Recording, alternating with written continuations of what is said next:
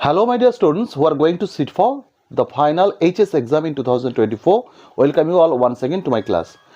আজকের এই ক্লাসে আমি তোমাদের রয়েছে কিন্তু টেস্ট পেপার 2023-24 যেটা ওয়েস্ট বেঙ্গল হেডমাস্টার্স অ্যাসোসিয়েশন বা WBHA পক্ষ থেকে বের করানো হয়েছে সেই টেস্ট পেপারের দুটো গ্রামারের আইটেম বা দুটো পেজের গ্রামার আইটেম নিয়ে ওয়ার্কআউট সেশনে রয়েছে।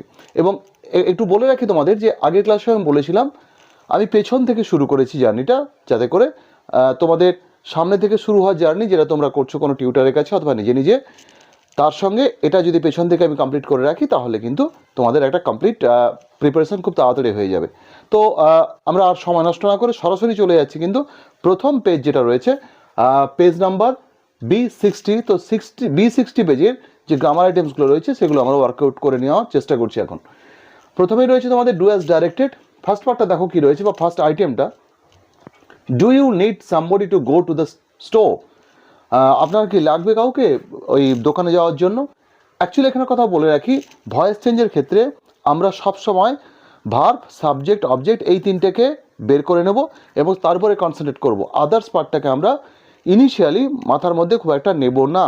তো এই বাক্যে যদি আমরা দেখে নিই, ডু ইউ নিড, তাহলে ডু নিড এটা হচ্ছে ভার্ব, ইউ হচ্ছে সাবজেক্ট, সামবডি হচ্ছে object, two go to the store এটা হচ্ছে আদার্স পার্ট।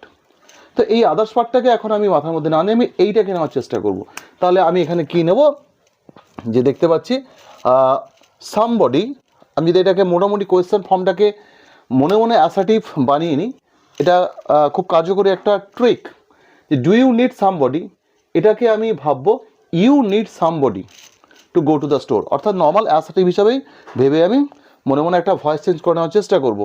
তাহলে ইউ নিড সামবডি এইটুকু যদি আমরা ভাবি, তাহলে somebody is needed by you, somebody is needed by you, কারণ সামবডি সামনে চলে আসবে নাউন, ইউটা পেছনে চলে যাবে, অর্থাৎ সাবজেক্ট অবজেক্ট হয়ে গেল, অবজেক্ট সাবজেক্ট হলো, তার আগে বাই বসলো, অর্থাৎ কার আগে, পরিবর্তিত অবজেক্টের আগে, এবং তার আগে মেন ভাবে থার্ড ফর্ম নিডেড, তার আগে টেন্স ওয়াইজ একটা অক্সিলারি ভার্ব, যেহেতু এটা প্রেজেন্ট ইনডেফিনিট টেন্স, তাহলে আমরা জানবো যে এখানে অ্যাম অথবা ইজ অথবা আর বসবে। তাহলে is somebody needed by you to go to the store.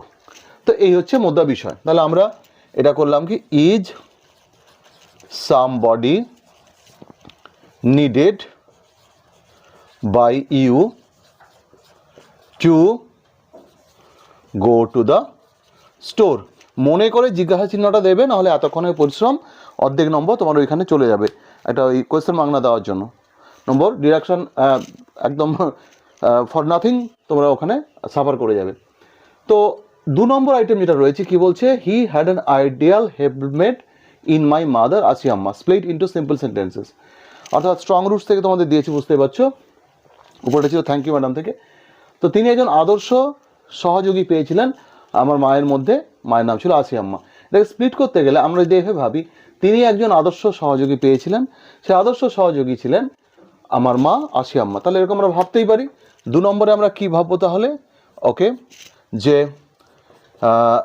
He had an ideal helpmate. Okay, এখানে আমরা শেষ করবো, the helpmate was my mother. ঠিক আছে, দ্য বা আইডিয়াল হেল্পমেট লিখতে পারো, ideal helpmate was my mother Ashiamma, Ashiamma. ঠিক আছে, তাহলে he had an ideal helpmate একটা সিম্পল সেন্টেন্স হলো, পরের সিম্পল সেন্টেন্স করলাম কি, the ideal helmet was my mother Ashiamma. তো এটা গেল সেকেন্ড ওয়ান। থার্ড ওয়ান কি বলছে দেখে নিই আমরা একটু। থার্ড ওয়ান বলছে, are you going all the way to Dehra, I asked her. এটা কোয়েশ্চেন রয়েছে ইনভার্টেড কমার মধ্যে, অর্থাৎ রিপোর্টেড স্পিচটা রয়েছে ইন্টারোগেটিভ সেন্টেন্সে, ওখানে আই আস্কড করাই রয়েছে। তাহলে আমি এটাকে সামনে ভাববো যে আই আস্কড হার। এবার দেখতে পাচ্ছি ভার্ব দিয়ে শুরু হয়েছে কোয়েশ্চেনটা, তার মানে এখানে ডব্লিউজি আর মিসিং, তাই ইফ দিয়ে শুরু হবে, ইফ অথবা ওয়েদার। তো এখানে আমি ইফটাকেই নিচ্ছি, I am little bit sorry, একটু জড়িয়ে গেল জিনিসটা। ওকে, তাহলে আমরা কি নিচ্ছি, I asked her if I asked her if, তাহলে আর ইউটাকে ইউ হচ্ছে সি, তাহলে আমরা ইউটাকে বদলে সি করব। ইফ সি, এখানে ইউ আর ছিল তাহলে সি ইজ ভাবতে হবে, আর সি ইজ যদি ভাবি তাহলে ওটা পাস্ট টেন্স রয়েছে আস্কড, তারপর হবে এটা হয়ে যাবে C was going. I asked her if she was going all the way to Dehra. Okay, all the way to Dehra. Okay, next item number 4. 4 কি বলছে? I remember my father starting his day at 4 AM. Oh sorry, এটাকে complex করতে বলেছিল, আমি ইনস্ট্রাকশনটা তুলতে ভুলে গেছি, এখানে এটা কমপ্লেক্স করতে হবে, ঠিক আছে? তো এটাকে আমি এই সিম্পল সেন্টেন্সটাকে যদি এভাবে ভাবি, আমার মনে পড়ে যে আমার বাবা সকাল 4টায় দিন শুরু করতেন, তাহলে এভাবে ভাবতে পারি আমরা যে I remember that my father started his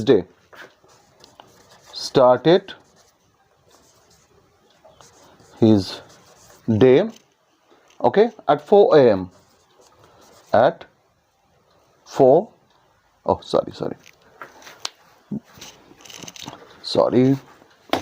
4 AM. Okay, fine. I remember that my father started his day at 4 AM. তাহলে আমরা চারটে আইটেম আপাতত করে নিয়েছি। পঞ্চম আইটেম বলছে the bleeding bark will heal, use the verb form of bleeding. Bleeding এটাকে কিন্তু রয়েছে পার্টিসিপাল অ্যাডজেক্টিভ ফর্ম, যেটা রয়েছে আমরা দেখতে পাচ্ছি রক্তাক্ত গাছের ছালটা তাড়াতাড়ি হোক, যাই হোক ওটা আবার সুস্থ হয়ে যাবে। তো এই জায়গাটা দাঁড়িয়ে আমাদের ব্লিড কথাটাকে আনতে হবে।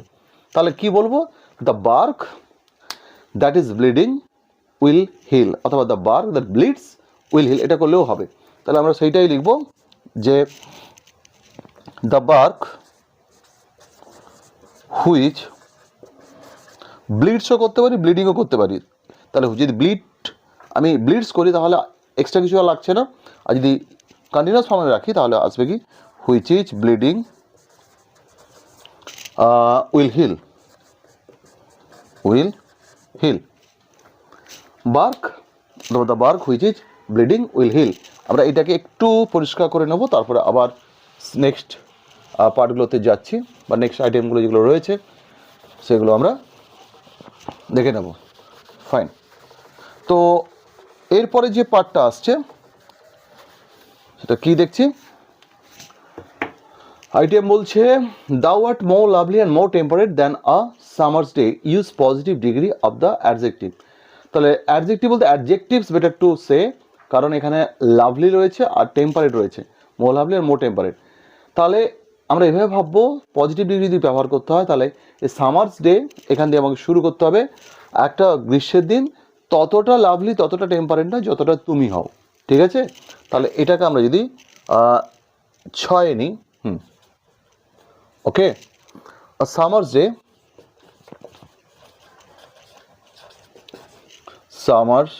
Day is not as lovely and temperate, এখানে দুবার অ্যাজ লেখার দরকার নেই। Summer's day is not as lovely and as temperate যদি কেউ লেখে সেটা ভুল নয়, কিন্তু unnecessary. As lovely and temperate as you were, as you নেই, এখানে রয়েছে সম্ভবত দাও, অ্যাজ দাও আর্ট। তাহলে কি দাঁড়ালো? আ Summers day is not as lovely and temperate as দাও আর্ট। তো এই জায়গাটা আমাদের মোটামুটি কমপ্লিট হয়ে গেল। এরপর যেটা রয়েছে feel in the blanks with appropriate articles and prepositions, এটা আমরা দেখতে পাচ্ছি তোমার থ্যাংক ইউ ম্যাডাম থেকে রয়েছে। তাহলে আমরা কি করব? ওকে, দেখো চলো আমরা এখানেই দেখে নিই।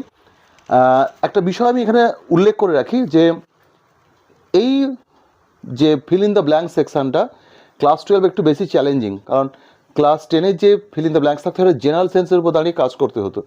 এখানে কোনো একজন অথর কোনো একটা বিশেষ কনটেক্সটে কোন প্রিপোজিশন তিনি ব্যবহার করেছেন সেটা অনেক সময় জেনারেল সেন্সের এগেনস্টেও থাকতে পারে। এগেনস্ট মানে জেনারেল সেন্সের যে ইউসেসটা আমার মাথায় আসছে বা যেটা মনে হচ্ছে আমি অন্য কোনো ক্ষেত্রে তাই করতাম, দেখা যায় ওখানে কিন্তু অন্য প্রিপোজিশন লাগানো হয়েছে, এরকম বহু ক্ষেত্রেই রয়েছে, এখানেও দেখতে পাবে। সোয়েট পপড আউট, আমি এখানে বলছি কি ছেলেটার মুখে, তাহলে মুখে আমি কি ভাবতে পারতাম যদি নর্মালি ভাবতাম, তাহলে sweat popped out from the boy's face আমরা বলতে পারি, কিন্তু এখানে আছে sweat popped out on the boy's face and he began to struggle. Mrs Jones stopped, jerked him around, এটা সহজ, in front of her, put a half nelson, ঘাড় ধাক্কা দিলেন তাকে, nelson about his neck and continue to drag him. এবারে আমরা যদি normally ভাবতাম অ্যালং দ্য স্ট্রিট বলতাম, রাস্তা বরাবর, ঠিক আছে, অন দ্য স্ট্রিট ভাবতাম, কিন্তু এখানে আছে drag him up the street. তো কোয়াইট ন্যাচারালি এই বিষয়গুলো একটু মাথায় রাখতে হবে, নাহলে কিন্তু ভুল হওয়ার সম্ভাবনা প্রবল। তো টেক্সটের সঙ্গে খুব ভালো পরিচিতি থাকাটা খুব জরুরি, এবং তার সঙ্গে সঙ্গে এই যে ওয়ার্কআউট সেশনে যে সমস্ত টেস্ট পেপার পেজ রয়েছে সেখানে যে জিনিসগুলো রয়েছে ওগুলো ভালো করে, অর্থাৎ এই ফিল ইন দ্য ব্ল্যাঙ্কস যেগুলো রয়েছে আইটেমসগুলো, সেগুলো খুব ভালো করে নিলে এখানে কিন্তু নম্বর কাটা যাবে না। এবার একটা এরা কালেকশন রয়েছে, the woman gave the girl, মহিলা ওই যে দ্য আইজ হ্যাবিট থেকে মহিলাটি ওই মেয়েটিকে দিলেন ডিটেলস ইনস্ট্রাকশন। তো কোয়াইট ন্যাচারাল ডিটেলস ইনস্ট্রাকশন এটা ভুল আছে, এখানে আনলাইন করা উচিত ছিল। যাই হোক, অপশান যেটা রয়েছে ওয়ার্ডের ডিটেলিং, ঠিক আছে, ডিটেলড, তো আমরা বুঝতে পারছি ডিটেলড হবে কারণ বিস্তারিত। তো এটা গেল। এরপরে আমি চলে যাচ্ছি কিন্তু পরের পার্টে, অর্থাৎ নেক্সট পেজ যেটা রয়েছে সেটা হচ্ছে B57 পেজ থেকে আমরা নিচ্ছি। এইখানে আমরা দেখতে পাচ্ছি প্রথমে রয়েছে narration change, it some motion she said.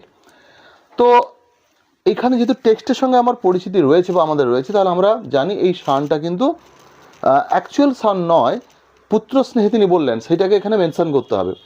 তাহলে কি বলবো যে তাহলে আমরা এখানে 4 এ 1 দাগে, ওকে। তো সি সেডই আমরা রেখে দেবো, সি সেড অ্যাড্রেসিং। এটা যদি কেউ ভাবে যে সি টোল্ড হার সান, তাহলে কিন্তু ভুল হয়ে যাবে। কেউ যদি ভাবে যে সি টোল্ড হিম, এটা তবু ঠিক আছে, এটা আমি দুভাবে ভাবতে পারি, সি সেডকে সেড রেখে দিতে পারি, অথবা এখানে আমি একটা এক্সট্রা আনতে পারি, সি টোল্ড হিম, দুটোর মধ্যে কোনো একটা, ঠিক আছে, টোল্ড হিম অ্যাড্রেসিং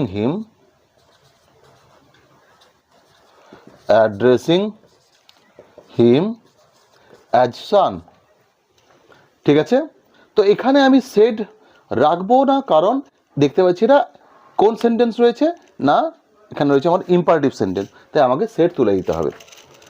ফলে আমার যদি এটা ইম্পারেটিভ সেন্টেন্স না থাকে অন্য কিছু থাকতো, তাহলে আমাকে অন্য কিছু ভাবতে হতো। তাই এখানে ভাববো আমি যে she told him addressing him as son, okay, to eat some more. এটা প্রথমে একটু খেয়াল করে নেওয়া দরকার আছে যে এটা কী বাক্য রয়েছে। আমরা এটা সবসময় এর আগেও বলে এসেছি যে এইখানে দাঁড়িয়ে তোমরা প্রথমে এই পার্টে যাবে না, প্রথমে ভাবে এটা কোন সেন্টেন্স রয়েছে, কোন টেন্সে রয়েছে। তাহলে she told him addressing him as son, okay, to eat some more. তাহলে আমরা এই জায়গাটাতে চলে এলাম। নেক্সট কি বলছে, the carriage wheels change their sound and rhythm. তো এই জায়গাটা আমরা আসবো কি না, ভয়েস চেঞ্জ বলেছে, এটা দেখতে পাচ্ছি পাস্ট ইনডেফিনাইট টেন্সে রয়েছে, তাই এটা সিম্পলি দেখতে পাচ্ছি চেঞ্জ, এটা ভার্ব, সাবজেক্ট রয়েছে দ্য ক্যারেজ হুইলস, কি বদলালো, their sound and rhythm. So subject verb object ছাড়া আর কিছু নেই, তো এখানে আমাদের ঝামেলা কমে গেছে। তাহলে কি বলবো, দেয়ার সাউন্ড অ্যান্ড রিদম, অথবা দ্য সাউন্ড অ্যান্ড রিদম, আমরা এটা চেঞ্জ করলেও অসুবিধা খুব একটা হবে না। তো দেয়ার যেহেতু রয়েছে, দেয়ারটাকে রেখে দেবো, there, okay, sound and rhythm were, দুটো রয়েছে তাই plural, were changed by the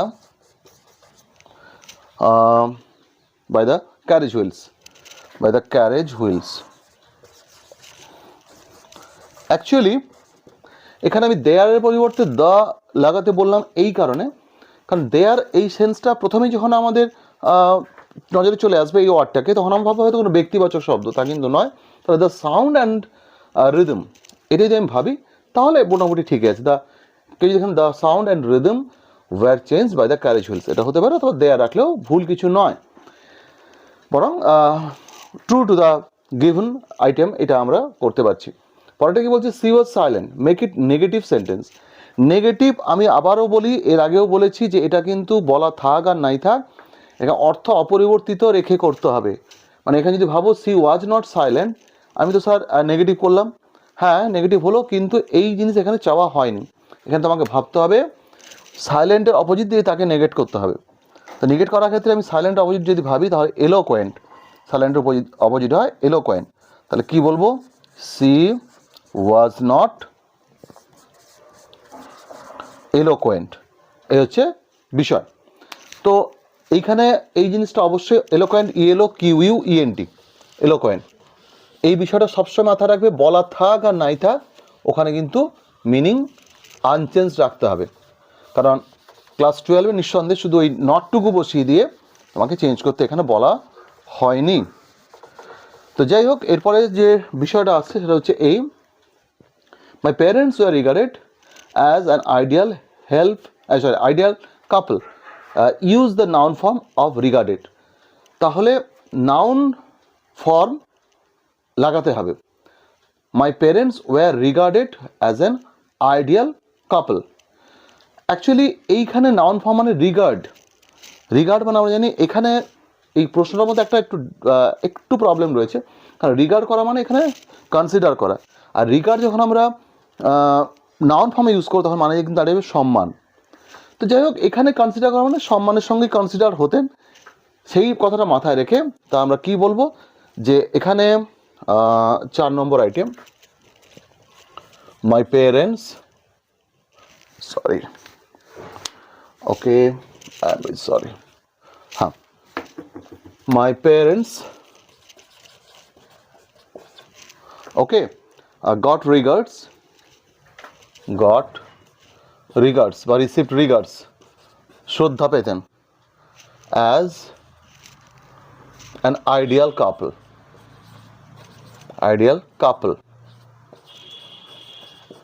এটা আমি যতটা সম্ভব কম চেঞ্জ করে করলাম।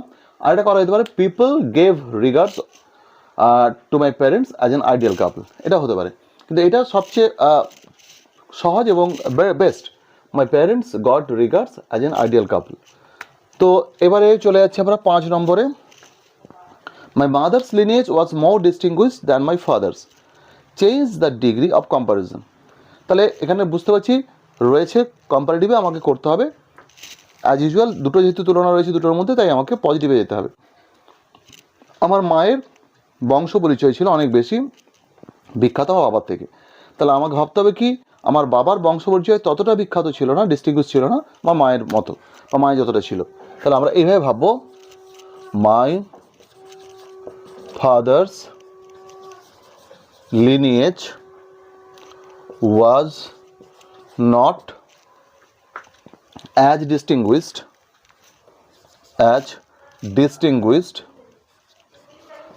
and not as distinguished as my mother's lineage লিখতে পারো, অথবা এখানে শেষ করতে my mother's was, এটা stylish use. my father's lineage was not as distinguished as my mother's, or as my mother's was, এখানেও লিখতে পারো, অথবা as my mother's lineage was, কোনোটাই ভুল নয়। আমি এটাকে একটু স্টাইলিশ রাখার জন্য আমি এখানেই লিনিয়েজ কথাটা লিখলাম না, my father's lineage was not as distinguished as my mother's was, অথবা অ্যাজ মাই মাদার্স এখানে লিখলেও কোনো সমস্যা, এখানে ফুল স্টপ দিয়ে দিলে আরও বেশি স্টাইলিশ হবে, ঠিক আছে। সো চলে যাবো এরপরে 6 নম্বর আইটেম কী বলছি দেখে নেবো। 6 নম্বরে বলছে, all the answers being different the jar agreed with none of them, make it a compound sentence. তো সমস্ত উত্তরগুলো ভিন্ন ভিন্ন হওয়ার জন্য যার কারোর সঙ্গেই সহমত হলেন না, তাহলে আমরা লিখতে পারি সমস্ত উত্তরগুলো ভিন্ন ছিল এবং তাই যার কারোর সঙ্গে সম্মত হলেন না, সহমত হলেন না। তো all the answers were different and so the jar agreed with none of them, and so the jar agreed with none of them. All the answers were different and so the jar agreed with none of them. তাহলে আমাদের এই পার্টটা complete, অর্থাৎ do as directed পার্টটা। এরপরে চলে যাবো fill in the ব্ল্যাঙ্কসে। আই মুভড ইজিলি, এই যে পার্টটা রয়েছে এখানে দেখবে ওখানে রয়েছে along the berth, okay, along the berth and felt for the window ledge. I faced it, making a pretense of studying the landscape. I heard the panting of the engine off. এখানে ওই failed for জায়গাটা একটু সমস্যা রয়েছে, আর along এর জায়গাটা রয়েছে। I moved along the path and failed for the window ledge. I faced it, making a pretense of studying the landscape. I heard the panting of the engine. তো এটা গেল। এরপরে যেটা এরার কারেকশন রয়েছে, it could be a fascinated game রয়েছে। Quite naturally fascinated হবে না, fascinated মানে মন্ত্রমুগ্ধ, এখানে রয়েছে ফ্যাসিনেটিং, আকর্ষণীয়। সো ফ্যাসিনেটস ছিল, ফ্যাসিনেটেড ছিল, ফ্যাসিনেটিং ছিল। তো এটাকে আমরা এরার কারেকশনটা করবো কি, it could be a fascinating game. তো মোটামুটি আমরা দুটো পেজ আজকে শেষ করলাম, এবং আমি এর আগেও বলেছিলাম, আরেকবার স্মরণ করিয়ে দিই, এগুলো তোমরা একদম পেজ নাম্বার ওয়াইজ খাতায় পরপর সিরিয়ালি তুলে রাখবে, তাতে পরীক্ষার আগের দিন খাতাটা একবার চোখের সামনে রেখে, বা বলা হলো খাতাটাকে পাশে রেখে পেজগুলো পরপর মনে মনে আনসারগুলো আউড়ে যাওয়া এবং কোয়াইট ন্যাচারালি তার সঙ্গে মিলিয়ে নেওয়া, এটা করলে কিন্তু দারুণ প্রিপারেশন হয়ে যাবে। তো যাই হোক, আজকে আর কথা না বাড়িয়ে ক্লাসটা শেষ করব। দেখা হচ্ছে পরের ক্লাসে। ততক্ষণ stay well, stay happy, stay connected. Thank you.